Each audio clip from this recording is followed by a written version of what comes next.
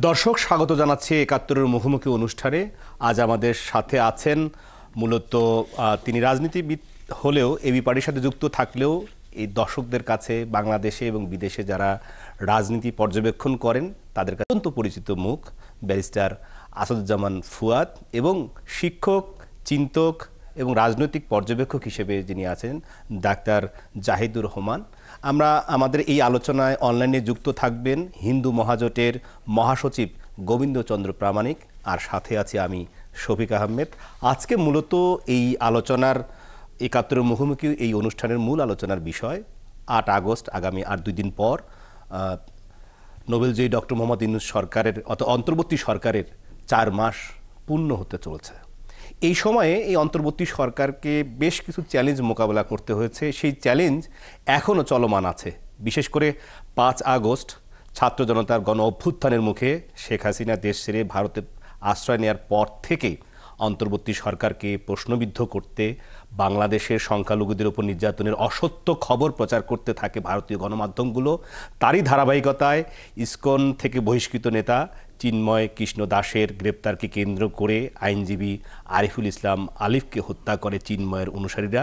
এরপর বাংলাদেশে জাতিসংঘের শান্তিরক্ষী পাঠাতে পশ্চিমবঙ্গের মুখ্যমন্ত্রী মমতা বন্দ্যোপাধ্যায়ের ভারতের কেন্দ্রীয় সরকারের কাছে যে আবেদন বক্তব্য রেখেছেন, এবং সবশেষ আগরতলায় বাংলাদেশের সহকারী হাইকমিশন অফিসে যে হামলা এবং জাতীয় পতাকার অবমাননার ঘটনা ঘটেছে। এমন পরিস্থিতিতে প্রধান উপদেষ্টা ডক্টর মোহাম্মদ ইউনূস, যিনি 5 আগস্টের ছাত্র জনতার অভ্যুত্থানে অনিবার্য তাকে দায়িত্ব নিতে হয়েছে এই অন্তর্বর্তী সরকারের প্রধান উপদেষ্টা হিসেবে, এবং সেই সরকার সর্বশেষ ছাত্র রাজনৈতিক দল এবং বিভিন্ন ধর্মীয় নেতাদের সাথে, বিশেষ করে ছাত্র সংগঠন নেতাদের সাথে, ধর্মীয় নেতাদের সাথে তিনি একটি ঐক্যের ডাক দিয়েছেন এবং এরই মধ্যে তিনি সেটি বৈঠক শেষ করেছেন।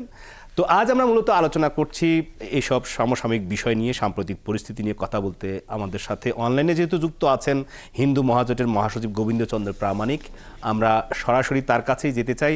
গোবিন্দচন্দ্র প্রামাণিক, আপনি নিশ্চয়ই শুনতে পাচ্ছেন আমাদের এই আলোচনায়। আমরা এখানে স্টুডিওতে উপস্থিত আছি, আমি শফিক আহমেদ এবং আমার সাথে আছেন এবি পার্টির যুগ্ম সদস্য সচিব ব্যারিস্টার আসাদুজ্জামান ফুয়াদ, শিক্ষক, চিন্তক এবং রাজনৈতিক পর্যবেক্ষক ডাক্তার জাহিদুর রহমান।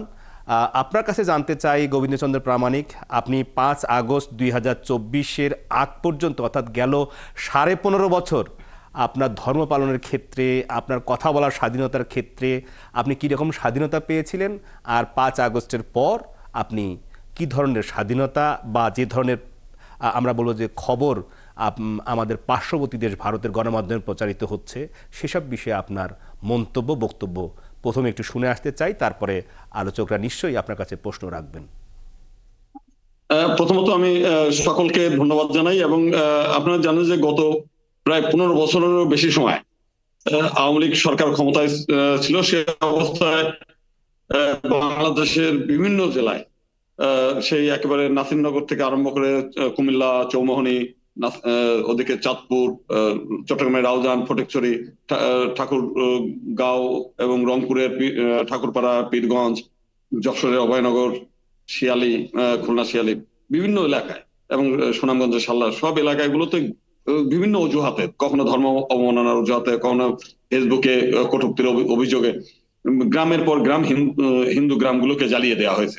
এবং সেসব ঘটনার পিছনে শুধু না, সরাসরিতেও আমরা যুক্ত দেখেছি নাসিরনগরে তারা, মানে আওয়ামী লীগের নেতারা, এবং 2023-21 সালেও কুমিল্লার সমস্ত পূজা মণ্ডপ গুলো পুড়িয়ে দিয়েছিল। সেই সময় ওখানকার এমপি বাহার সাহেব এটার বিষয়ে জড়িত ছিল।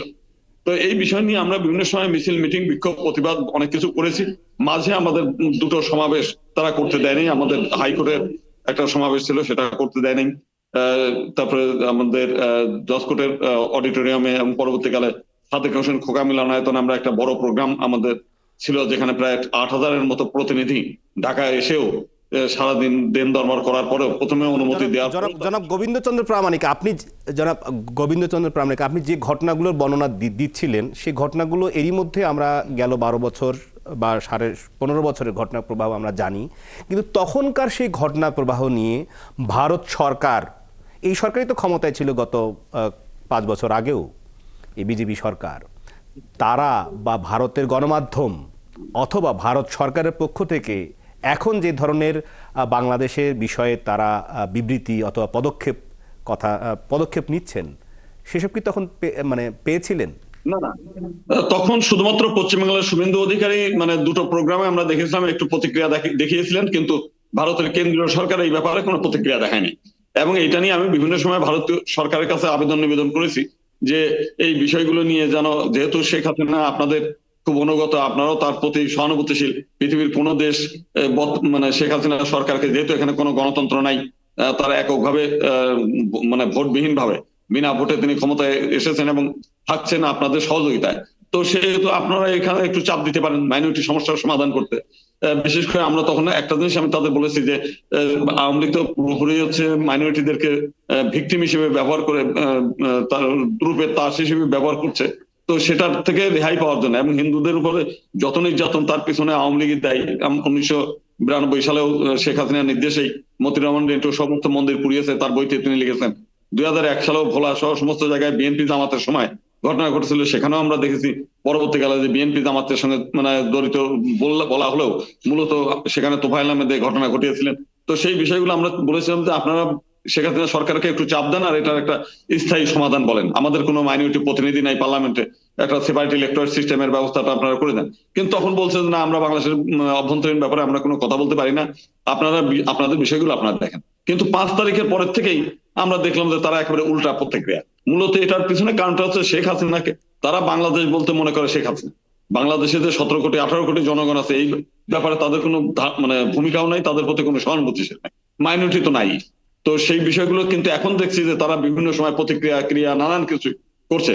এবং আমাদের যে ধারণা এবং সাধারণ মানুষ যেটা ধারণা করে, এবং এই দেখেন বর্ডার এলাকায় বিভিন্ন সময় এই ঘটনার সময় ভারতের কিছু নেতারা বলছেন যে বাংলাদেশে থাকতে পারবেন না, সবাইকে হত্যা করবে, তা আপনার বর্ডার চলে আসেন, বর্ডার খুলে দেওয়া হবে। তো বর্ডারে কিছু ভিডিও টিডিও করার পরে তাদেরকে আবার ফেরত পাঠিয়েছে এবং এখন কি করেছে, ভিসাই বন্ধ করছে।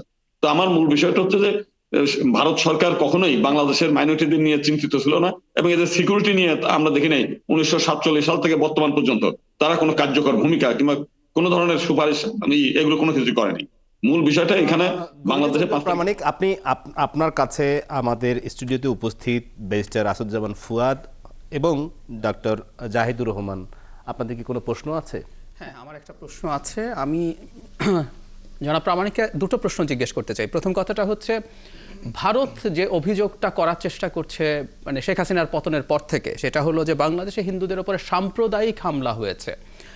আমরা আমাদের সরকারের পক্ষ থেকে দেখেছি এবং আমরাও মনে করি কিছু হামলার ঘটনা ঘটেছে, এটা একেবারেই অনুচিত হয়েছে, কিন্তু সেটা সাম্প্রদায়িক কারণে হয়নি, এটা পলিটিক্যাল কারণে হয়েছে, এবং পলিটিক্যাল কারণেও হামলা হিন্দু মুসলিম কারো উপরে আমরা সমর্থন করি না। সো আপনি কি জানেন যে এই ধরনের কোনো ঘটনা, সাম্প্রদায়িক কোনো হামলার ঘটনা বাংলাদেশে 5 তারিখের পরে হয়েছে কিনা? আর 2 নম্বর হচ্ছে, এই যে আমরা একটা ম্যাসিভ ডিসইনফরমেশন এবং প্রোপাগান্ডার মধ্যে পড়েছি ভারতের, সেটার মধ্যে আমি জনাব প্রামাণিককে কিন্তু অনেক জায়গায় বলতে শুনেছি এবং আমি তাকে ধন্যবাদ দিতে চাই যে তিনি এই মিথ ডিবাঙ্ক করার চেষ্টা করছেন, এই ডিসইনফরমেশন ডিবাঙ্ক করছেন। কিন্তু আপনি কি মনে করেন হিন্দু সম্প্রদায় অ্যাজ এ হোল যথেষ্ট ভূমিকা পালন করছে? কারণ আমরা এই দেশে যদি হিন্দু সম্প্রদায় একত্র হয়ে কথা বলতো আরও বেশি এফেক্টিভ হতো না? আমি একটা উদাহরণ দেই। 5 তারিখের পর নানা দাবিতে এই সম্প্রদায়ের মানুষরা সমাবেশ করেছেন, ঢাকায় করেছেন, চিটাগাংয়ে করেছেন, রংপুরে করেছেন। আমরা কি এখন আপনাদের দিক থেকে একটা অর্গানাইজ সমাবেশ, যেখান থেকে ভারতকেই বার্তা দেয়া যে আমরা এই দেশের নাগরিক, আমাদের সংকট হলে আমরা এই দেশের সরকারের সাথে ফাইট করব, এই দেশের অন্য মুসলিমদের সাথে আমরা একসাথে লড়াই করব, কিন্তু ভারত এখানে ডিসইনফরমেশন করে একটা অস্থিতিশীলতা তৈরি করতে চাইছে, এ ধরনের ম্যাসিভ বার্তাকে আরো বড় স্কেলে আপনাদের থেকে দেওয়া উচিত না, বা আপনার কোনো পরিকল্পনা আছে কিনা? অবশ্যই অবশ্যই, আপনি যেটা বলছেন যে 5 তারিখের আগে যে ঘটনাগুলো ঘটেছিল সেটা একের পর এক হিন্দু গ্রামগুলো জ্বালিয়ে দিলেও তার পিছনে রাজনৈতিক ইন্ধন ছিল শেখ হাসিনা তার চেয়ারটাকে পাকাপোক্ত করা। আর 5 তারিখের পরে যে ঘটনা, সেখানে শুধু কোনো হিন্দু গ্রাম জ্বালিয়ে দেওয়ার কোনো ঘটনা নাই, কোনো বড় মন্দির, একমাত্র মেহেরপুরে একটা ইসকনের টিচিং সেন্টার, একটা বাড়ির মধ্যে ভাড়া বাড়ি ছাড়া বাংলাদেশের কোথাও কোনো বড় বা ছোট মন্দিরে অগ্নিসংযোগ হয় নাই। শুধু গ্রামের প্রত্যন্ত অঞ্চলে কিছু মন্দিরে হামলা হয়েছে রাতের অন্ধকারে, কারা করেছেন এটা আমরা জানি না, কিন্তু আমরা অনুমান করি যে এর পেছনেও আওয়ামী লীগের ইন্ধন। কারণ 2 দিন আগেও আমরা ইসকনের একটা মন্দির পুড়িয়েছি, সেখানে আওয়ামী লীগ। জাহিদুর রহমানের প্রশ্ন ছিল, সুনির্দিষ্ট প্রশ্ন ছিল যে বাংলাদেশে পুরো যারা মাইনরিটি অর্থাৎ হিন্দু সম্প্রদায়, অন্যান্য সম্প্রদায়ের মানুষ, যেখানে সনাতন সম্প্রদায়ের মানুষ আছে, হিন্দু, বৌদ্ধ, খ্রিস্টান সবাই আছে, তাদেরকে বাংলাদেশে তাদের বিষয়ে অর্থাৎ তাদের হামলার বিষয়ে আপনি বলছিলেন, তাদের এই হামলা বা তাদের এই ধরনের ঘটনা নিয়ে ভারতের গণমাধ্যমগুলোতে বা ভারত সরকারের পক্ষ থেকে যে ধরনের সেই ভারত সরকারের মানে নেতা বা তাদের এই রাজনৈতিক সাম্প্রদায়িক তারা এবং তাদের গণমাধ্যমগুলো যে ধরনের বক্তব্য বা সংবাদ প্রচার করছে, আপনারা কি ঐক্যবদ্ধভাবে ভারত সরকারকে একটা বক্তব্য বা তাদের আপনাদের দিক থেকে একটা মেসেজ দিতে পারেন কিনা সকল মানুষ? আমরা প্রস্তুতি নিচ্ছি। আপনার প্রস্তুতি নিচ্ছেন, ওকে, আপনার প্রস্তুতি নিচ্ছেন। আমি গোবিন্দচন্দ্র প্রামাণিক আপনার কাছে, মূলত তিনি এবি পার্টির যুগ্ম সদস্য সচিব হলেও রাজনৈতিক অঙ্গনে তিনি কিন্তু শুধু একজন আইনজ্ঞ বিষয় হিসেবে নয়, একদম সাধারণ মানুষের কাছে তিনি কিন্তু পৌঁছে গেছেন, একেবারে মানুষের কাছে খুবই পরিচিত মুখ। ব্যারিস্টার আসাদুজ্জামান ফুয়াদ, তিনি আপনার কাছে প্রশ্ন করবেন, প্লিজ। প্রথমে হচ্ছে যে গোবিন্দদাকে ধন্যবাদ জানাচ্ছি। গত কয়েক মাসে যে সাক্ষাৎকারগুলো আমরা দেখলাম, বাংলাদেশি নাগরিক হিসাবে উনি ওনার সম্প্রদায়ের অধিকার রক্ষা করবার জন্য যে কথাগুলো বলেছেন, পাশাপাশি হচ্ছে বাংলাদেশি হিসাবেও ওনার কথা এবং ভূমিকাটাকে আমরা অভিনন্দন জানাই, আপনাকে সাধুবাদ জানাই। দ্বিতীয়ত হচ্ছে যে আপনি পরবর্তীতে যখন বলবেন, জাহিদ ভাই প্রথম প্রশ্নটা, যে বাংলাদেশে 16 বছর প্লাস গত 4 মাস এর মধ্যে যে ঘটনাগুলো ঘটেছে আমাদের হিন্দু সম্প্রদায় এবং ভাই বোনদের উপরে, এগুলো কি রাজনৈতিক না সাম্প্রদায়িক? এর বাইরে হচ্ছে আমার কাছে আপনার কাছে একটু জানা ছিল, সেটা হলো আপনারা যে ঘটনাগুলোর কথা আপনি বিভিন্ন সময় বলেন, যে মেহেরপুরের কথা, সাতক্ষীরার কথা, উত্তরবঙ্গের কথা, ভোলার কথা, আপনাদের সংগঠনের পক্ষ থেকে কি আপনারা কোনো ডকুমেন্টেশন প্রিপেয়ার করেন অথবা করেছেন কখনো? যেটা আমরা হিন্দু বৌদ্ধ খ্রিস্টান ঐক্য পরিষদের সময় দেখি যে প্রচুর মিসইনফরমেশনের তথ্য দেয় তারা। গত কদিন আগে তারা একটা রিপোর্ট দিয়েছে 5 আগস্টকে কেন্দ্র করে নাকি 9 জন হিন্দুকে হত্যা করা হয়েছে, যেটা পরবর্তীতে আমরা ফ্যাক্ট চেকারদের মাধ্যমে জানলাম যে এরকম হিন্দু সম্প্রদায়ের মানুষ খুন হয়েছেন, কিন্তু সেগুলো ভিন্ন ভিন্ন কারণে, এর সাথে সাম্প্রদায়িকতার কোনো সম্পর্ক নাই। এর ভিতরে আওয়ামী লীগের গুন্ডা পান্ডা বদমাইশ টাইপের কিছু লোকজনও ছিল, তারাও মারামারিতে খুন হয়েছে। তো এই রিপোর্টিং ডকুমেন্টেশন কি আপনারা করেন কিনা আপনাদের দলের পক্ষ থেকে, সংগঠনের পক্ষ থেকে? হ্যাঁ, মানে আমরা একটা করি। আর ফুয়াদ স্যারকে অনেক অনেক ধন্যবাদ, উনি যে কথা বলেন আমি তার সঙ্গে একমত। এই টোটাল ঘটনাটা হচ্ছে রাজনৈতিক, এবং রাজনৈতিকভাবে আমাদেরকে ভিকটিম বানিয়ে তারা দেশে বিদেশে প্রচার করে তাদের সুবিধাটা নেওয়ার চেষ্টা করছে। অতীতেও করেছে, এখনো সেই জিনিসটাই করছে তারা। আপনাদের ডকুমেন্টেশন যদি থাকে, সেই ডকুমেন্টেশনগুলো আমরা জানতে পারছি গোবিন্দ দাস, সেটা হলো অবশ্যই অবশ্যই এটা আমরা তথ্য দিয়ে কপি আপনাকে আমরা দিয়ে দেবো। কৃতজ্ঞ হব যদি সেটা দেন। এবং আরো কিছু করণীয় বিষয় আছে। আমি ইতিমধ্যে জেনেছি গোবিন্দদা যে বাংলাদেশের এই হিন্দু পারসিকিউশন নিয়ে আমাদের এখানকার প্রত্যেকটা অ্যাম্বাসিতে ইংলিশ ডকুমেন্টেশনের মিথ্যাচার এবং বিভিন্ন সময়কার বিভিন্ন ঘটনা, ইভেন ধরেন হিন্দুদের যে বিভিন্ন উৎসব আয়োজন আছে, আপনাদের ওই যে উৎসবের সময় আপনারা যেটা করেন যে দুর্গাটাকে তো আপনারা মন্দির থেকে খুলে নেন, খুলে বের করে ফেলেন, বের করে তো আপনারা এটাকে নিয়ে নদীতে নিয়ে যান।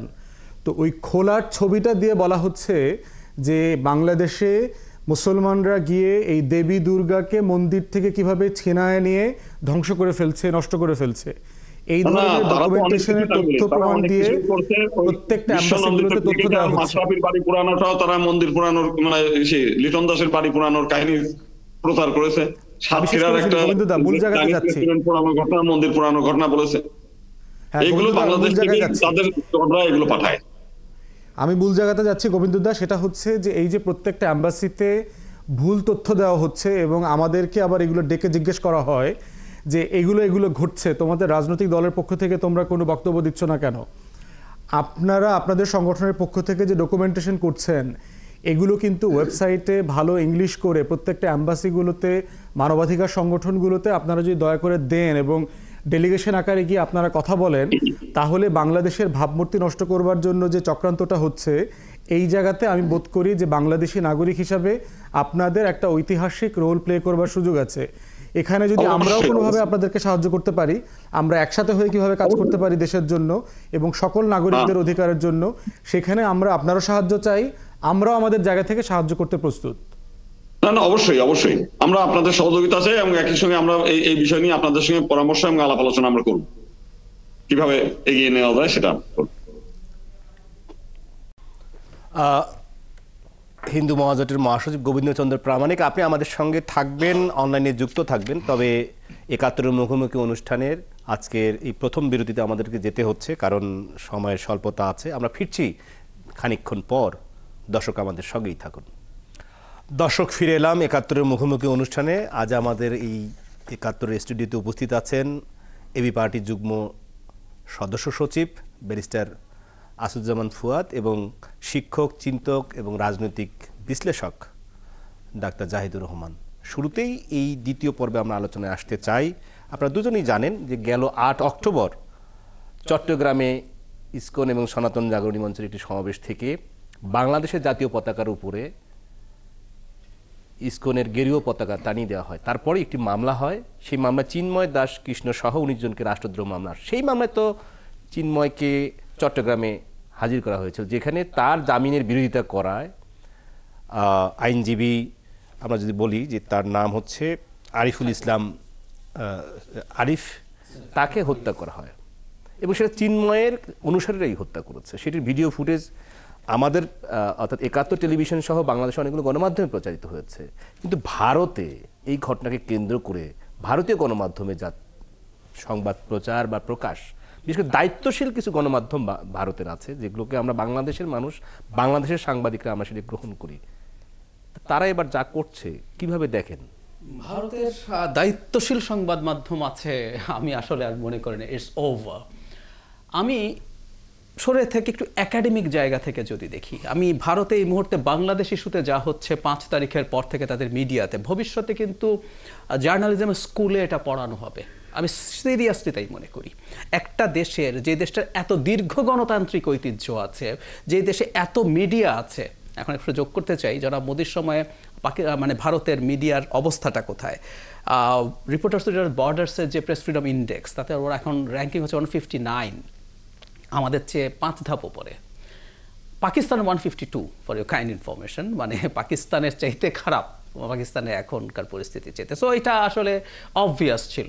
এবং এই যে তারা তাদের মেইন স্ট্রিম দেখছি এবং আমরা দেখে খুব অবাক হচ্ছি, এটা ইনএভিটেবল ছিল। কারণ জনাব মোদি আসার পর, আমি একটা মিডিয়ার নামই করি, যেমন ধরুন এনডিটিভি, ভারতের সম্ভবত সর্বশেষ টিভি, যেটা চেষ্টা করছিল যে জেনুইনলি জার্নালিজম করে যেতে, কিন্তু সেটাও গৌতম আদানিকে দিয়ে কিভাবে, জনাব মোদির প্রধান অলিগার্ক, তাকে দিয়ে কীভাবে এটা দখল করা হলো, সেটা তো খুব বড় নিউজ আমাদের সামনে এসছে। সুতরাং তারা যেটা করছেন, যে তারা পুরোপুরি একটা দেশের পুরো সব মিডিয়া, মেইন স্ট্রিম সহ সব কিছু একটা স্রেফ প্রোপাগান্ডার মেশিনে পরিণত হয়েছে। আমি তুলনামূলকভাবে বলবো, ইভেন বাংলাদেশের আগের সরকারের সময়ও আমরা একই ধরনের চেষ্টার মধ্যেও দেখেছি কিছু অল্টারনেটিভ ভয়েস কথা বলতে পারছে, কিছুটা লিখতে পারছে। কিন্তু ভারতে এখন তাদের যে বিভৎস আইডেন্টিটি পলিটিক্সের জোয়ার শুরু হয়েছে, তাতে সবাই গা ভাসিয়ে দিলেন। এবং এটা একটা ভয়ঙ্কর প্রবণতা। কারণ হলো, দিনের শেষে আমি একটু খোলাখুলি বলে ফেলি, মিডিয়া তো ইজ এ বিজনেস। মানে আমরা নিউজকে খুব মহান, সাংবাদিকতাকে খুব মহান হিসেবে দেখি। It is not. এটা একটা পণ্য, এটা বাজারে বিক্রি হয়, এটা বিক্রি করে টাকা পাওয়া যায়। টাকা পেতে হবে, টাকা পাওয়া তো লাগবে, না হয় আপনি আপনার এই সেট আপ কীভাবে মেনটেন করবেন, আপনি জার্নালিস্টদেরকে কীভাবে রাখবেন, আপনি ব্রিলিয়ান্ট মানুষকে কীভাবে এই পেশায় আনবেন, এটা তো খুব সোজা সাপটা কথা। সো ইটস এ বিজনেস, এটা মাথায় রাখতে হবে। সো যখন আপনার ক্লায়েন্ট গ্রুপ আস্তে আস্তে পোলারাইজড হতে থাকে, সে চাইছে এই ধরনের খবর, এবং এখন একটা টার্ম আমরা প্রচুর ব্যবহার করি, এখন না, ইনফ্যাক্ট 16 সালের পর থেকেই ক্যামব্রিজ এটাকে সর্বোচ্চ মানে ব্যবহৃত নতুন শব্দ হিসাবে ইনক্লুড করেছিল, পোস্ট ট্রুথ ওয়ার্ল্ড, মানে পোস্ট ট্রুথ, মানে এখন সত্যোত্তর যুগে সত্য আসলে কোনটা সত্য কোনটা মিথ্যা, এমনকি কেউ মিথ্যাও বলে না, অল্টারনেটিভ ট্রুথ বলে। সো জনগণ এখন অল্টারনেটিভ ট্রুথ খুঁজতে যাচ্ছে, কেউ না কেউ ওটা দিচ্ছে, ফলে আরেক চ্যানেল মনে করছে আচ্ছা ও তো ওখানে চলে গেল, আমাকে তো কেউ ঠিক মতো দেখছে না। সো তারা একযোগে শুরু করলো, এবং এই করতে করতে একটা জাতি, যেটা 150 কোটি মানুষের বেশি, পৃথিবীর সবচেয়ে জনবহুল জাতিটা অ্যাজ এ হোল এই চক্রে ঢুকে পড়লো। এবং এটা একটা খুবই দুর্দান্ত একাডেমিক গবেষণার বিষয় হয়ে আমাদের সামনে দাঁড়ালো।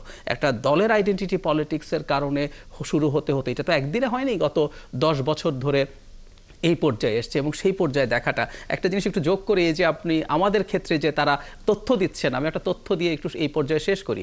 2021 সালে আমাদের সবচেয়ে ওয়াইড স্প্রেড এই হিন্দু মুসলিম সমস্যা হয়েছিল পুজোকে, কুমিল্লার পুজোকে কেন্দ্র করে। ওখানে 27টা জেলায় 517টা মণ্ডপে হামলা হয়েছিল, 517, 9 জন মানুষ মারা গিয়েছিল।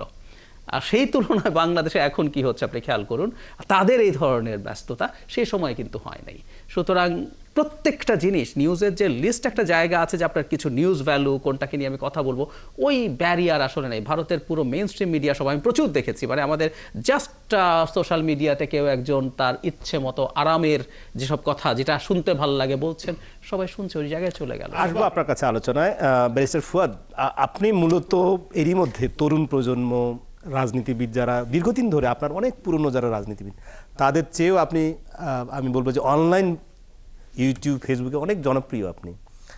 আপনি দেখবেন যে একটি জিনিস বারবার ঘুরে ফিরে আসছে আমাদের গণমাধ্যমে, পোস্ট ট্রুথ। এবং সেইটি কিন্তু বাংলাদেশের আমরা যারা সাংবাদিকতা করি মাঠে, তাদের সেই খবরগুলো সেরকমভাবে আসেনি। সরকারের কি কিছু করার আছে এখানে? আরেকটা জিনিস যে, আচ্ছা এই বিষয়ে আগে আপনার আরেকটা প্রশ্ন করলে তো উত্তরটা অন্যদিকে চলে যেতে পারে। হ্যাঁ, অবশ্যই করার আছে, যেটা আপনি মানে কারেক্টলি পয়েন্ট আউট করেছেন। আমরা তো পরশুদিন আপনার ফরেন সার্ভিস একাডেমিতে গেলাম, সেখানে প্রধান উপদেষ্টা তো পরামর্শ চাইলেন 2-3টা বিষয় নিয়ে, যে এই বিষয়গুলোতে আউটলুক করে। সেখানে কিন্তু আমি যতক্ষণ ছিলাম ততক্ষণের মধ্যে কিন্তু এইটার রিলেটেড 2টা বিষয় আসছে 2 জায়গা থেকে। একটা হচ্ছে যে আমাদের যে অ্যাম্বাসিগুলো পৃথিবীতে আছে, তারা এই প্রোপাগান্ডাকে কাউন্টার করবার জন্য যে লেভেলের কম্পিটেন্স, স্ট্র্যাটেজি এবং অ্যাক্টিভনেস শো করবার কথা ছিল, সেটা তারা করছে না। আপনি দেখলেন 2-3 দিন আগে ব্রিটেনে অল পার্টি যে পার্লামেন্টারি গ্রুপ আছে বাংলাদেশের উপরে, তারা একটা ডিবেটের আয়োজন করেছে এবং তারা এটা মানে লম্বা সময় ধরে ডিবেট করেছে। আমি ইংল্যান্ডে যেহেতু অল পার্টি পার্লামেন্টারি গ্রুপের অধিকাংশ সদস্যকে চিনি বহুদিন থেকে, এটা হিস্টোরিক্যালি হচ্ছে একটা India biased, India backed, India funded একটা লবিস্ট অর্গানাইজেশন। এর ভিতরে আপনার কয়েকজন ইন্ডিয়ানও আছে, ইন্ডিয়ান বড় বড় বিজনেসম্যান, প্রফেশনালরা আছে এখানে, এবং টোরি পার্টির একটা ডমিনেন্স আছে এখানে, যদিও এটা লেবার গভর্নমেন্ট এখন, কিন্তু অল পার্টি গ্রুপ যেটা আছে বাংলাদেশের ব্যাপারে, এখানে টোরি ইনফ্লুয়েন্সটা বেশি। বাংলাদেশি এমপিদের মধ্যেও যে 5 জন আছেন, এই 5 জনের ভিতরে কিন্তু আপনার 2 জনকে বলা যায় যে তারা সে রেশনাল পজিশনে তারা কমিউনিটিকে সার্ভ করে, বাকিরা কিন্তু pro Awami League, pro India যে ভাইব আছে, এই ভাইবে চলে। আমাদের 2 জন এমপি আছেন, ডক্টর রূপা হক এবং আফসানা বেগম। এই 2 জন হচ্ছে ভেরি কমিউনিটি ফোকাস, বাংলাদেশিদের স্বার্থ এটা নিয়ে তারা কাজ করেন এবং খুবই অনেস্টলি করেন তারা এই জায়গাটাতে। ডক্টর রূপা হক তো মানে অসাধারণ কাজ করেছেন এই গণ অভ্যুত্থানের সময়, গার্ডিয়ান থেকে বিভিন্ন জায়গায়, বিভিন্ন প্ল্যাটফর্মে বাংলাদেশ নিয়ে লেখা, বাংলাদেশের সিচুয়েশন জানা, এবং আমার সাহায্য বিভিন্ন সময় উনি চেয়েছেন, বাংলাদেশে কি হচ্ছে ফার্স্ট হ্যান্ড রিপোর্ট, কারণ আমরা তো ডিসকানেক্টেড হয়েছিলাম তখন ওই সময়টাতে। কিন্তু এর বাইরে যে কয়জন আছেন আপনার ধরেন এই মানে শেখ পরিবারের যে মানে ক্লাউন আছে, ক্লাউন নিয়ে না কথা বললাম, এর বাইরে যদি আছে রোশনারা আলী, স্যাডলি ওনারা মানে খুব বেশি আওয়ামী বায়াসড পজিশন থেকে কাজ করছেন, এবং এই রেজিমেও দেখেছি ওনারা কিন্তু প্রচুর ডেলিগেশন নিয়ে আসছেন ব্রিটেন থেকে। তো সেই জায়গায় দেখলাম তাহলে আমাদের ওখানকার অ্যাম্বাসেডার কি করছেন। অ্যাম্বাসেডার যে ভদ্রমহিলা ছিলেন, তিনি ইনফ্যাক্ট এই টোটাল আওয়ামী ফ্যাসিবাদী কার্টেলটাকে উনি ফ্যাসিলিটেট করেছেন। তিনি ওখানকার মন্ত্রী মিনিস্টারদেরকে গিয়ে ছবি তুলে শেখ হাসিনার বই, শেখ হাসিনার ডসিয়ার, মিথ্যাচারের ডেভেলপমেন্টের গল্প, ডিজিটাল বাংলাদেশের লুটপাট, এগুলো দিয়ে আসতেন। আমাদেরকে আমেরিকাতে দেখেন একই অবস্থা। আমাদের অধিকাংশ গুরুত্বপূর্ণ জায়গায় কিন্তু এখনও পুরাতন আমলের কর্মকর্তা কর্মচারীরা রয়ে গেছে, যাদের কাজই হচ্ছে বিদেশে বাংলাদেশে স্বার্থ রক্ষা করা। আমি এখনও দেখতে পাচ্ছি না যে পশ্চিমা দেশগুলোতে তারা আসলে কি করছে, তারা কীরকম লবি করছে। ট্রাম্প যে একটা টুইট করলো, এরপর থেকে আমাদের ইউনাইটেড নেশনসে আমাদের স্থায়ী মিশন আছে, ওয়াশিংটনে আমাদের লোকাল মিশন আছে, তারা কি করছে? ট্রাম্প ক্যাম্পেইনের সাথে নেগোশিয়েট করা, বুঝানো, ফ্যাক্টস অ্যান্ড ফিগার দিয়ে দেখা করা, আমি কোনো অ্যাক্টিভিটিস দেখি নাই। এই জায়গায় আমি একটি কথা বলি যে গেল 21শে অক্টোবর থেকে 26শে অক্টোবর আমি নিজে ওয়াশিংটনে ছিলাম, তখন ওয়ার্ল্ড ব্যাংক IMF এর কনফারেন্স চলে, ইউনিয়ন কনফারেন্স। সে সময় হঠাৎ করে একটি পুরনো ঘটনায় বাংলাদেশের অর্থ উপদেষ্টা ডক্টর সালেউদ্দিন আহমেদ এবং বাংলাদেশ ব্যাংকের গভর্নর, তার দুজনে মিলে হঠাৎ করে একটি মামলায় ওয়ারেন্ট দেওয়া হলো এবং এই ঘটনায় প্রধান উপদেষ্টা একটা হস্তক্ষেপে তাৎক্ষণিকভাবে সেটি স্থগিত করে তারা আবার নিরাপদে দেশে ফিরে এসেছে। কিন্তু সেখানে থাকা অবস্থায় বাংলাদেশি কমিউনিটি যারা, তাদের দুই একজন বলবার চেষ্টা করেছেন, তথ্য দিয়েছেন যে আমেরিকায় যেহেতু লবিস্ট ফার্ম বৈধ, সেখানে যে কাজটি করতে $5,000 বা $1 মিলিয়ন হয়, সেটির জন্য বিভিন্ন মানুষ, বিভিন্ন ব্যক্তি, বিভিন্ন ব্যবসায়ী গ্রুপ যারা দেশ ছেড়ে পালিয়ে গেছে, বিভিন্ন ব্যাংক লুটেরাদের, তাদের এখানে হিউজ পরিমাণ মানি তারা লগ্নি করছেন, বড় বড় লবিস্ট ফার্ম নিয়োগ করছেন। তো সেই জায়গাটায় আপনারা সরকারের সাথে যখন আলোচনায় বসেন, কিছু বলতে পারেন? আমরা কিন্তু বলেছি, গত পরশুদিনও কিন্তু আলোচনাটা এসছে যে দ্বিতীয় আরেকটা পরামর্শ আসছে যে এম্বাসির বাইরে যে সরকারের সোফার পিআর খুবই দুর্বল প্রোপাগান্ডা কাউন্টার করবার জন্য।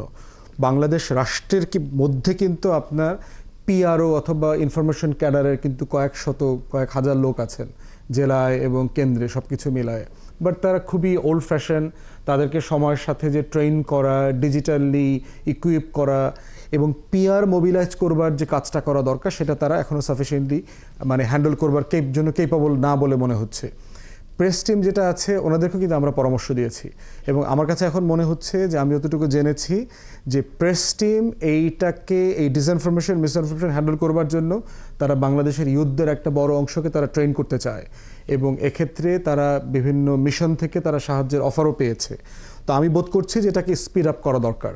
এবং আরেকটা কাজ যেটা করা দরকার, গণ অভ্যুত্থানের সময়টাতে যে সকল ইউথরা নিজ দায়িত্বে এই অ্যাক্টিভিজমটা করেছেন, প্রোপাগান্ডা কাউন্টার করেছেন, তাদেরকে বাছাই করতে পারলে আপনি একটা রেডিমেড রিক্রুট পেয়ে যাবেন, পরীক্ষিত মানুষ পাবেন। 3 মাসে পরীক্ষিত অলরেডি সেই কাজটা করে যাচ্ছে, রাষ্ট্রের হয়ে নাগরিক হয়ে করে যাচ্ছে। যেমন গোবিন্দদা, তাকে তো রাষ্ট্র কোনো টাকা দেয় নেই যে ভাই আপনি আমাদের হয়ে কথা বলেন, কিন্তু উনি নাগরিক আকারে বোধ করছেন বাংলাদেশের পক্ষে এই মিথ্যাচারের বিপক্ষে আমার একটা লড়াই দরকার। অতএব যে সকল তরুণরা এই কাউন্টারিং দ্য ন্যারেটিভসের লড়াইতে আছেন, তাদেরকে রাষ্ট্র কাজে লাগানো দরকার এবং এটা করার সুযোগ আছে। আমি বোধ করছি মিথ্যাচারে, চার্চিলের একটা বিখ্যাত উক্তি আছে যে মিথ্যাচারের দেয়ালটা অনেক মোটা এবং উঁচু, সত্যটা খুঁড়তে অনেক কষ্ট হয়, কিন্তু সত্যটা পাওয়ার পরে মনে হবে যে মিথ্যাচারের দেয়ালটা আসলে খুব দুর্বল ছিল, ভঙ্গুর ছিল। ভারত যা করছে না, এটা এত মিথ্যা এবং এত দুর্বল একটা ন্যারেটিভ, এটা ভূমিকম্পের মতো আপনার এরকম তুড়ি দিয়ে উড়ায় দেওয়া যাবে। এই পরিমাণ কম্পিটেন্ট কেপেবল জনগণ বাংলাদেশে আছে। কি মনে হয় যে ভারত যা করছে, ভারতের গণমাধ্যম যা করছে, সেসব বিষয়ে বাংলাদেশের অন্তর্বর্তী সরকারের কোনো ধরনের কোনো সমস্যা, সংকটে পড়ার কোনো আশঙ্কা আপনি করেন? আমি কিছুটা সংকটের আশঙ্কা করি, দুটো কারণে করি। সেটা হচ্ছে, আপনি যদি ক্রমাগত প্রোপাগান্ডা চালাতে থাকেন, আমরা আজকে অনুষ্ঠান শুরুর আগে আলাপ করছিলাম, পার্সোনালি আমরা অন রেকর্ডে এই কথাগুলো বলেছি। ধরুন ইউরোপ আমেরিকার কেউ একজন, তারা সার্চ করলো বাংলাদেশে কি হচ্ছে। আমি অন্যের কথা বলছি না, ধরুন একজন ইনভেস্ট করতে চায়, সে বাংলাদেশে আসতে চায়, সে ইনভেস্ট করবে, সে একটা বিজনেস ট্রিপে আসতে চায়, তার ব্যবসা অলরেডি আছে, সে একজন বায়ার, একটু দেখে আসি। ও যদি সার্চ করে, কিছু নিউজ তো তার কানে আসে, ঠিক আছে, ও মিটিকুলাসলি সার্চ করলো যে কি হচ্ছে বাংলাদেশে, একটু দেখি। ওখানে গিয়ে সে দেখতে পেলো যে বাংলাদেশে তো বিভৎস কাণ্ড ঘটে গেছে। অতটা না প্রশ্ন তাদের মাথায় আসবে না। আমরা ধরুন বাংলাদেশের হিন্দু সম্প্রদায়ের মানুষ যদি এতই খারাপ থেকে থাকে, খুব সহজ কথা, ভারতে তো নতুন নাগরিক আইন হয়েছে যেটার মাধ্যমে যে কেউ খুব ইজিলি ওখানে নাগরিকত্ব পেতে পারে। তো ভারতমুখী তো একটা বিরাট এক্সোডাস আমাদের দেখার কথা ছিল, হাজার হাজার লক্ষ লক্ষ মানুষ গিয়ে দাঁড়িয়ে গেছে, জোর করে সংগঠিত করে কিছু মানুষকে বর্ডারে নেওয়ার চেষ্টা হচ্ছে, তাও তারা যাচ্ছে না। কিন্তু ওনাদের মাথায় তো এত তথ্য আসলে নাই যখন এগুলো দেখবেন। ফলে একটা হলো ব্যক্তিগত পর্যায়ে বাংলাদেশের পরিবেশ নিয়ে প্রশ্ন আসবে। ইনফ্যাক্ট শেখ হাসিনার সময়ও দেশ খুবই আনস্টেবল ছিল, আন্দোলন হলো, এবং তার আগে বাংলাদেশের পরিস্থিতি খারাপ ছিল, ইকোনমির অবস্থা খারাপ। এখন ইকোনমি সেরে ওঠে নাই, কিন্তু নতুন করে তারা দেখছে বাংলাদেশে ম্যাসিভ কেওস হচ্ছে, এই সরকার ঠিকমতো কিছুই ম্যানেজ করতে পারছে না। এই জিনিসগুলো যখন সামনে দেখবে, এই দিকের ক্ষতি আছে। নাম্বার 2 হচ্ছে, এইখানকার তথ্যই ওইসব দেশের সরকারি পর্যায়েও যায়। হ্যাঁ, আমাদের এখান থেকেও তথ্য যায়, কিন্তু আবার প্রচুর ওগুলো তারা ফ্লাডেড হতে থাকে। ফলে স্বাভাবিকভাবে সরকারের উপর এটা চাপ ফিরে আসার সমূহ সম্ভাবনা আছে। এটা এই চাপ এবং কি ধরনের সংকট এবং কি করণীয় সরকারের জন্য আপনাদের সেই রাজনৈতিক চিন্তা এবং আপনার মাঠের তথ্য, কিন্তু আপনি সাধারণ কর্মীদের সাথে মেশেন, সে সমস্ত বিষয় তাদের বক্তব্য আপনার আজকের এই ৭১-এর মুখোমুখি অনুষ্ঠানের দর্শক আপনাদের সঙ্গেই আছি আমরা। বিরতির পর আবার ফিরছি ৭১-এর মুখোমুখি, সঙ্গেই থাকুন। দর্শক, ফিরে এলাম ৭১-এর মুখোমুখি অনুষ্ঠানে। আজ আমাদের সাথে আলোচনায় আছেন এখন এবি পার্টির সদস্য সচিব ব্যারিস্টার আসাদুজ্জামান ফুয়াদ। আমি আগেই বলেছি যে শিক্ষক, রাজনৈতিক বিশ্লেষক, চিন্তক ডাক্তার জাহিদুর রহমান। আমরা এই পর্যায়ে আলোচনায় ফিরতে চাই। ব্যারিস্টার আসাদুজ্জামান ফুয়াদ, আপনার কাছে সরকার, বিশেষ করে প্রধান উপদেষ্টা ডক্টর মোহাম্মদ ইউনূস, যিনি আন্তর্জাতিকভাবে এতটাই তিনি গ্রহণযোগ্য ব্যক্তি, বাংলাদেশের অনিবার্য কারণে তাকে দায়িত্ব নিতে হয়েছে ছাত্র জনতার এই গণ অভ্যুত্থানের পর, কিন্তু যে ধরনের আমি বলবো যে অপপ্রচার, মিথ্যা প্রচারণা চলছে, এবং সেই তথ্য ভারতের গণমাধ্যম থেকে নিয়ে বিদেশের অন্যান্য গণমাধ্যমও সেটি ক্যারি করছে, প্রচার করছে, সেসব বিষয়ে এই অন্তর্বর্তী সরকারের তৎপরতা বা তারা এটা প্রতিরোধে সত্য তথ্য তুলে ধরতে তারা কি ব্যবস্থা গ্রহণ করছে? এইটা তো একটা বড় প্রশ্ন, এবং ফরেন সার্ভিস একাডেমিতে পলিটিক্যাল পার্টির মিটিংগুলোর সাথে এই কথাগুলো বারবার এসছে। আমরাও আমাদের জায়গা থেকে যতটুকু বলবার ওনাদের কাছে এটা আমরা বলেছি যে আপনাদের এই সাবস্ট্যান্সটা তৈরি করা দরকার। যেমন ধরেন, যদি একটা মাইনরিটি প্রসিকিউশনের উপর একটা উইকলি ডসিয়ার করে ফেলে রাষ্ট্র, যে আসলে সারা বাংলাদেশে কি ঘটেছে গত এক সপ্তাহে, এবং এই ডসিয়ারটা যদি প্রত্যেকটা অ্যাম্বাসিতে, মানবাধিকার সংগঠনকে, ভারতের প্রত্যেকটা মিডিয়াকে দেওয়া হয়, তখন আপনি জানবেন সারা দুনিয়াতে এটা হলো অফিসিয়াল রিপোর্ট। এই রিপোর্টকে যদি তোমরা চ্যালেঞ্জ করো, তাহলে তোমরা বাংলাদেশে আসো। প্রফেসর ইউনূস কিন্তু অলরেডি ইন্ডিয়ান মিডিয়াকে ইনভাইট করেছেন, তাদের সরকারকে ইনভাইট করেছেন যে আমার এখানে সিচুয়েশন ভালো, যদি তোমরা মনে করো ভালো না, তোমরা ডেলিগেশন পাঠাও। এবং তাদের প্রেস সেক্রেটারি কিন্তু সরকারে বারবার বলেছে তোমরা আসো, দেখো কোথায় কি হয়েছে। এই যে দেখেন মিথ্যাচার কিগুলো করছে। ডেইলি স্টার আজকে একটা ভালো রিপোর্ট করেছে যে রিউমার স্ক্যানার যে সংগঠনগুলো আছে তারা দেখিয়েছে যে ৪৯টা ইন্ডিয়ান গণমাধ্যম গত আগস্ট মাস থেকে ডিসেম্বর পর্যন্ত ন্যূনতম ১৩টা বিষয়ে ১৩টা মিথ্যাচার করেছে। মিথ্যাচারটা কিন্তু রিপোর্ট এক জিনিস, এরপরে ওটাকে কেন্দ্র করে আবার হচ্ছে টকশো, নিউজ, মন্তব্য, প্রতিবেদন, মতামত, মানে বাজার গরম করে ফেলতেছে। কিন্তু এই যে মিথ্যাচার, কেন সে বিশ্বে এই বিষয়ে চ্যাম্পিয়ন? আমরা দেখলাম গত কয়েকদিন আগে যে গ্লোবাল রিপোর্ট বেরিয়েছে মিসইনফরমেশন এবং ডিসইনফরমেশনের রিপোর্টে ইন্ডিয়া বিনা প্রতিদ্বন্দ্বিতায় গোল্ড মেডেলিস্ট। তার এই স্বর্ণপদকটা কিন্তু আমাদের সবার উদযাপন করা দরকার। পুরো দক্ষিণ এশিয়া সার্কে আমরা কোনো বিষয়ে কিন্তু আমাদের গোল্ড মেডেল নাই, একমাত্র বিষয় যেটা গোল্ড মেডেলিস্ট। তো এইটা ভারত সরকারকে আমরা স্বাগত জানাই যে আপনারা মিথ্যাচার, ভুয়া সংবাদে এত বড় একটা পুরস্কার পেয়েছেন, আপনাদের প্রতি আমাদের কৃতজ্ঞতা। বাংলাদেশ সরকারের উচিত রেগুলার উইকলি ডসিয়ার তৈরি করা এবং সেটা সারা দুনিয়াতে আপডেট করা। এইটার পাশাপাশি গণমাধ্যমের আপনাদের একটা দায় আছে। গণমাধ্যমের একটা দায়ের জায়গা হচ্ছে ১৬ বছর ধরে গোবিন্দ প্রামাণিক যে ঘটনাগুলোর কথা বলেছেন, গণমাধ্যম বাংলাদেশে সেগুলো ভালোভাবে তুলে ধরেন নাই। তারা ফ্যাসিবাদের দালালি করেছেন, মিথ্যাচার করেছেন, মিথ্যা উন্নয়নের গল্প বলেছেন, এবং জাতিকে আজকের এই বিপদে ফেলে দেওয়ার পিছনে গণমাধ্যমের হিস্টোরিক রোল আছে। আজকের গণমাধ্যমের তওবা করার পাশাপাশি নতুন দায়িত্ব পালনের একটা সময় আসছে। এই যে এনডিটিভি থেকে শুরু করে সারা বাংলাদেশের ব্যাপারে যে গণমাধ্যমগুলো মিথ্যাচার করছে, আমি তো দেখতে পাচ্ছি না কোনো গণমাধ্যম সিরিয়াস রিপোর্টিং করছে। যে আপনারা কেন প্রতিদিনকার ইন্ডিয়ান মিডিয়াকে রিভিউ করছেন না? যে বলা হচ্ছে সাম লয়ারকে, চিন্ময় দাসের লয়ারকে পিটায়া আইসিইউতে পাঠানো হয়েছে। যে নাম বলা হচ্ছে এই নামের কোনো লয়ারকে চিন্ময় দাস ইনস্ট্রাকশনই করেন নাই। সরকারের পক্ষ থেকে চিন্ময়ের ওয়াকালাতনামা, যেটা আপনার ওকালতনামার ইনস্ট্রাকশনের কপি দেখিয়ে বলা হয়েছে এই লোকের নাম অন্য জিনিস। ইন্ডিয়ান মিডিয়া থেকে বলছে ৭০ জন হিন্দু লয়ারের এগেনস্টে নাকি মামলা হয়েছে যারা চিন্ময়ের পক্ষে দাঁড়াইতে চাইছিল, তারা এখন পলাতক। বলা হচ্ছে যে ১ মাসের জন্য একটা মিথ্যা মামলায় তাকে আবার জামিন সিস্টেম করে সরকার পিছাই দিছে। বাংলাদেশ রাষ্ট্রতে এই মাসটা লোয়ার কোর্ট, অধস্থন আদালত বন্ধ থাকে।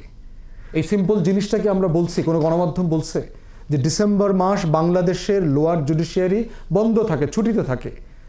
সারা সাবকন্টিনেন্টেই থাকে এটা, এই কালচার আছে। শুধুমাত্র ইমার্জেন্সি কোর্ট বসে। তাহলে 2রা জানুয়ারি মানে কি? 1 তারিখে কোর্ট খুলবে, আমি জানি না 1 তারিখ শুক্র শনিবার কিনতা, আর্লিয়েস্ট পসিবল ডেটে তার দেওয়া হয়েছে, বেইলের শুনানির দিন তারিখ দেওয়া হয়েছে। আমরাও ভারতীয় গণমাধ্যমকে জিজ্ঞেস করেছি যে আপনারা বলছেন তাকে আইনজীবী থেকে বঞ্চিত করা হয়েছে, বঞ্চিত করবার কারণটা কোথায়? আমার আইনজীবী কেন কোর্টে আসলো না? এই ব্যাপারে চিন্ময় অথবা তার পরিবার কিছু বলেছে কিনা, ইসকন কিছু বলেছে কিনা যে তাকে হুমকির ভয় দেখানো হয়েছে, নিরাপত্তাহীনতা আছে, অথবা তাকে কোর্টে আসার মতো পরিবেশ নাই, রাষ্ট্রের কাছে আইনজীবী চাওয়া হয়েছে, রাষ্ট্র আইনজীবী দেয় নাই। রাষ্ট্রের কাছে চাওয়ার পরে যদি সে আইনজীবী না দেয়, তখন আপনি রাষ্ট্রকে দায় দিতে পারবেন যে এই রাষ্ট্র আমাকে আইনজীবীর সাহায্য পাওয়ার সুবিধা থেকে আমাকে বঞ্চিত করেছে। সেটা তো হয় নাই। গণমাধ্যমের এই অ্যাসার্টিভ রোলটা আমরা দেখতে চাই। গণমাধ্যমের রোলের কথা বলছে, আপনি তো গণমাধ্যম পর্যবেক্ষণ করেন এবং বিশেষ করে আমি বলবো যে রাজনীতিও পর্যবেক্ষণ করছেন দীর্ঘদিন ধরে, শিক্ষকতা করছেন। আপনি কি মনে করেন যে বাংলাদেশের গণমাধ্যম যথাযথ ভূমিকা পালন করছে এইসব রিউমার যেটি ভারতের গণমাধ্যম থেকে ছড়ানো হচ্ছে? এক, দ্বিতীয়ত সরকারের তো দায়িত্ব আছে যে বাংলাদেশের গণমাধ্যমগুলোকে অন্তত কিছু সত্য তথ্য সরবরাহ করা। তথ্য মন্ত্রণালয় আছে, তথ্য উপদেষ্টা আছে, তথ্য সচিব আছে। একাত্তর টেলিভিশন আজকেও 2টো রিপোর্ট করেছে, যেটি রিউমার স্ক্যানারের রিপোর্ট। কতগুলো এই 4 মাসে ভারতে কতগুলো সংবাদ হয়েছে বাংলাদেশকে কেন্দ্র করে, এবং তার মধ্যে কতটি সত্য কতটি অসত্য, সরকারের দিক এবং বাংলাদেশের গণমাধ্যমের দিক যদি আপনি একটু বলেন। আমি একটু উল্টো দিকে কথা বলি এবার। আমরা এতক্ষণ আমরা কোন কোন জায়গায় ঠিক আছি সেটা বলেছি, আমরা ভুলটা কি আমাদের দেখছি। ফুয়াদ ভাই যে ইস্যুটা আনলেন, এই যে 70 জনের বিরুদ্ধে মামলা হয়েছে, এটা আসলে ভারতের মিডিয়াতে গেছে, সনাতনী জাগরণী জোট ওরা কিন্তু প্রেস কনফারেন্স করে কথা বলেছেন। মিডিয়া কি গেছে তাদের কাছে যে আপনারা এই তথ্যটা হতে পারে? কিন্তু আমি আবারও বলছি, আমি কিন্তু সবকিছু উড়িয়ে দেই না। সেখানে কোর্ট প্রেমিসেসে মব হয়েছে, তার মধ্যে তারা থাকতেই পারেন, এবং তাদের অভিযোগগুলো না, আমি সরি এভাবে বলার জন্য যে আমরা এটা যাতে না করি কখনো, এটা হলে আমরা স্টেট হিসাবে ফেল করব যে ওনারা সব ভুল বলছে, মিথ্যা বলছে। আমরা কি চেক করে দেখেছি? আমি আরেকটা তথ্য দেই আপনাকে। সুনামগঞ্জে পরশু বা তার আগের দিন রাতের বেলা কোরআন অবমাননাকে কেন্দ্র করে হিন্দু সম্প্রদায়ের কিছু মানুষের বাড়ি এবং দোকানপাট ভাঙচুর হয়েছে, একটা মন্দিরেরও কিছু অংশ ভাঙচুর হয়েছে। বাংলাদেশের কোনো মিডিয়াকে আমি দীর্ঘ সময় কোনো নিউজ করতে দেখিনি। আমি ফেসবুকে বিশ্বাসযোগ্য মানুষ যাদেরকে আমি বিশ্বাস করি, এর মধ্যে এমন একজনও আছেন যিনি হিন্দু সম্প্রদায়ের কিছু মানুষ একটা স্টেটমেন্ট দিয়েছিলেন এটার ভারতের ডিসইনফরমেশনের বিরুদ্ধে, তিনিও বলছেন যে এটা ঘটছে। আমি পরে বিবিসি বাংলাতে প্রথম এই নিউজটা দেখলাম। তারা একটা ওখানে গেল, সরেজমিনে গিয়ে ক্ষয়ক্ষতির ছবি তুললো, জানালো। সো তাদের জায়গায় যে সমস্যা হচ্ছে, সংকট হচ্ছে, মিডিয়ার কিন্তু সেটাও নিয়ে আসতে হবে আমি মনে করি। আমি আরেকটা জিনিস যোগ করে এই পর্যায়ে শেষ করে পরের অংশে যাচ্ছি। আমাদের মনে আছে যে এর আগে ইসকনের বিরুদ্ধে একজন মুসলিমের স্ট্যাটাস দেওয়া নিয়ে চিটং একটা ঝামেলা হয়েছিল।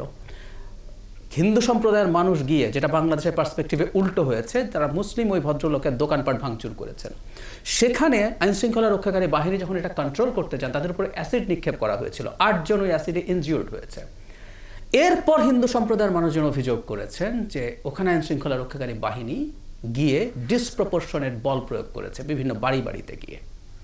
এই অভিযোগটা কি আমরা ঠিকঠাক মতো তদন্ত করেছি? আমাদের মিডিয়া কি তদন্ত করেছে? উচিত ছিল তো। সুতরাং আমরা আমাদের মিডিয়ার এই জায়গাটাও যাতে, এখন তো প্রোপাগান্ডার ওইটা এত বড় ক্ষত, এত বড় আঘাত, আমরা এগুলো বলছি, কিন্তু এইগুলো ছোট মনে হলো অ্যাপারেন্টলি সমস্যা হবে। সুনামগঞ্জের ঘটনায় যদি খুব দ্রুত আপনি কিছু মানুষকে অ্যারেস্ট করতেন, কোরআন অবমাননা করেছে সেটার জন্য আইন আছে, বিচার আছে, সব আছে। আপনি 20 জনের বাড়ি এবং দোকান ভাঙচুর করবেন, You cannot do that. এই মব তৈরি হওয়ার বিরুদ্ধে কি আপনি ব্যবস্থা নেবেন না? এবং এই ব্যবস্থাগুলো যখনই নিচ্ছেন তখনই এটা আপনি গ্লোবালিও দেখাতে পারেন যে আই ডিড দ্যাট। কিন্তু ধরেন গ্লোবাল কিছু নাই, আমাদের ইন্টারন্যাশনাল চাপ নেই, তারপর আমরা যে প্রায় বলছি যে আমরা একই পরিবারের মানুষ, আমাদের ভাই বোন, তাদের উপরে কোনো অন্যায়ের ব্যবস্থা কি রাষ্ট্র আসলে এভাবেই রাষ্ট্র হয়ে ওঠে, সে ইনসাফ করে সবার প্রতি। সো মিডিয়াকে আমি অনুরোধ করবো যে তাদের সাথেও আরেকটু ইন্টারাকশন করে, তাদেরও কিন্তু আপনি আমার প্রচুর মন্তব্য পান, তাদের কিছু সংকট আছে, কিন্তু আবার যে প্রোপাগান্ডা আছে সেটাও আপনারা কিন্তু মিডিয়াতে এনে ডিবাঙ্ক করতে পারেন, তাদের সাথে অন দ্য স্পট গিয়ে কথা বলতে পারেন। আর আরেকটা জিনিস, এটার সাথে আমি একেবারেই একমত যে মিডিয়াকেও যথেষ্ট পরিমাণ ডেটা দেওয়া দরকার। আপনারা তো নিজেরা খোঁজ করে বের করবেনই, সেটা বিভিন্ন জায়গা থেকে আসা দরকার। এই ডেটাগুলোর ভিত্তিতে আপনাদের উচিত হবে এগুলো এগুলো প্রোপাগেট করা। আর আমরা অফ রেকর্ড বলা একটা কথা একটু অন রেকর্ডও বলি, আমরা প্রায় বলছি এই কথাটা, বাংলাদেশের সবগুলো চ্যানেল আসলে সিরিয়াসলি ইংরেজিতে তাদের একটা নিউজ অ্যাটলিস্ট এবং তার সাথে জরুরি কথা অ্যানালিসিস অ্যান্ড অপিনিয়ন এই ধরনের টক শো ইংরেজিতে অ্যারেঞ্জ করা দরকার, সো দ্যাট এগুলো আমরা গ্লোবাল কমিউনিটি শুধু না, আমরা শুধু ইউরোপ আমেরিকার কথা ভাবছি না। ধরুন ভারতের হিন্দি বলয় যেটা, যারা আসলে মূল পলিটিক্যাল ফোর্স, কলকাতায় আপনার আমার কথা যাচ্ছে, কিন্তু মূল পলিটিক্যাল ফোর্সের কাছে তো আমরা পৌঁছতে পারছি না, না অন্য ভাষী এমনকি হিন্দি ভাষীর কাছে আমরা পৌঁছতে পারছি না, আমরা শুধুমাত্র কলকাতা পশ্চিমবঙ্গে পৌঁছতে পারছি। সো ওদের সাথে আমরা একটু যাতে কমিউনিকেশনটা করতে পারি। ৭১ মুখোমুখি অনুষ্ঠান আজ এ পর্যন্তই। আমাদের সাথে এবি পার্টির যুগ্ম সদস্য সচিব ব্যারিস্টার আসাদুজ্জামান ফুয়াদ, আপনার শেষ লাইন, মানে আমি বলবো যে 30 সেকেন্ডে আপনি যদি এই সামগ্রিক পরিস্থিতি, বাংলাদেশ তো সাম্প্রদায়িক সম্প্রীতির একটি দেশ, সেটিকে প্রতিষ্ঠিত করার জন্য আপনি এক লাইনে যদি আপনার কোনো, প্রতিষ্ঠিত আছে বাংলাদেশে যা যা ঘটে গেছে, চিন্ময় দাসকে ঘটনা করে একজন আইনজীবীকে যেভাবে দিনে দুপুরে রাস্তায় কুপিয়ে জবাই করার মতো খুন করা হয়েছে, এই ঘটনার প্রেক্ষিতে 100টা মন্দির 100টা হিন্দু মারা যায়। যদি এই ঘটনাটা ভারতে আপনি শুধু কাউন্টার চিন্তা করেন যে একটা ইন্ডিয়ান আদালতে একজন হিন্দু আইনজীবীকে কয়েকজন মুসলমান মেরে ফেলেছে, মিনিমাম কয়েক হাজার মুসলমানকে তারা মেরে ফেলছে। একই রকম ভাবে যে জায়গায় ঘটেছে চট্টগ্রামে সবচেয়ে বেশি পরিমাণ ইসলামিক দলগুলোর নেতৃত্ব, তারাও কিন্তু সর্বোচ্চ ধৈর্যের পরিমাণ, আমরা বলবো যে গত 15.5 বছরের মধ্যে বা গত 30 বছরের মধ্যে এরকম বাংলাদেশে আলেম ওলামা তারা এরকম ধৈর্যের পরিমাণ অন্য কোনো সময় দিয়েছে বলে আমার তাই না। আপনি দেখেন এই যে আমাদের আগরতলাতে যে আমাদের অ্যাম্বাসিতে অ্যাটাক হইলো, আমাদের যে পতাকা অবমাননা করলো, বাংলাদেশে ভারতীয় হাই কমিশনমুখী কি কোনো প্রতিবাদ মিছিল হয়েছে, কোনো মানববন্ধন হয়েছে? হয় নাই। বাংলাদেশের মানুষ পলিটিক্যালি কতটা ম্যাচিউর হয়ে গেছে, আমাদের ওলামায়ে কেরাম, আমাদের ইসলামিক দলগুলো রাজনৈতিকভাবে কতটুকু ম্যাচিউর হয়েছে, এবং এই যে ছাত্র সংগঠন এবং যারা জনতা আছেন অনলাইনে তারা কিন্তু প্রচণ্ড পরিপক্ক আচরণ করেছেন, স্ট্যাটাস দেওয়া থেকে শুরু সব কিছুতে। আমরা ঐতিহাসিকভাবে প্রমাণিত যে এই বদ্বীপে এই ডেল্টার মানুষের নিজস্ব লড়াইয়ের ইতিহাস থেকে আসছে যে আমরা ইনসাফের পক্ষের মানুষ, আমরা টলারেন্ট, আমরা সহনশীল। ইনসাফের পক্ষের মানুষ, বাংলাদেশের মানুষ, বাংলাদেশি মানুষ। শেষ লাইন যে শেষ লাইন হচ্ছে আমাদের সবকিছুর পরও আমাদের এই ঝুঁকি আছে, আমরা খুব টলারেন্ট হলেও ভারতে যেভাবে পুরো জনগোষ্ঠী একটা মবে পরিণত হয়েছে, 150 কোটি মানুষ মবে পরিণত হওয়া কিন্তু ভয়, এটা ভয়ঙ্কর একটা আলামত কিন্তু। সো আমরা ভারতের কাছে চেষ্টা করব, আমাদের তো সহাবস্থান করতে হবে, সো তাদের সাথে কমিউনিকেশনটা আমরা বাড়াতে চাই এবং তারা যাতে কারণ তাদের এটা থেকে শান্ত না হলে তাদের যেমন দেশ শেষ হবে আমাদের জন্য।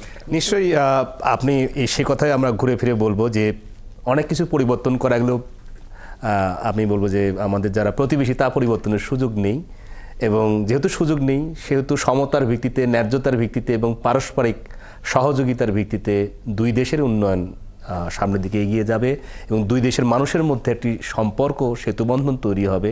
বাংলাদেশের অন্তর্বর্তী সরকারের প্রধান উপদেষ্টা ডক্টর মোহাম্মদ ইউনূসের নেতৃত্বে যে সরকার এবং ভারতের যে সরকার, তাদের মধ্যে রাষ্ট্রীয় সম্পর্ক যেমন থাকবে, তেমনি বাংলাদেশের মানুষের সাথে ভারতের মানুষের সম্পর্ক সেরকমই আগামী দিনে অব্যাহত থাকবে। শান্তিপূর্ণ সম্পর্ক ন্যায্যতার ভিত্তিতে, সমতার ভিত্তিতে থাকবে, সেটি প্রত্যাশা করে দর্শক আজকের ৭১ মুখোমুখি অনুষ্ঠানে বিশেষ দুজন যারা মানে আমি বলবো আইনজীবী হিসেবে বা রাজনৈতিক দুইজনই অনেক গভীরে চিন্তা করেন, ব্যারিস্টার আসাদুজ্জামান ফুয়াদ আপনাকে ধন্যবাদ, এবং একই রকমভাবে শিক্ষক, চিন্তক এবং রাজনৈতিক বিশ্লেষক ডক্টর জাহিদুর রহমান, আপনাকেও অসংখ্য ধন্যবাদ জানিয়ে দর্শক ৭১ মুখোমুখি অনুষ্ঠানে আজ এ পর্যন্তই। ভালো থাকবেন, সুস্থ থাকবেন।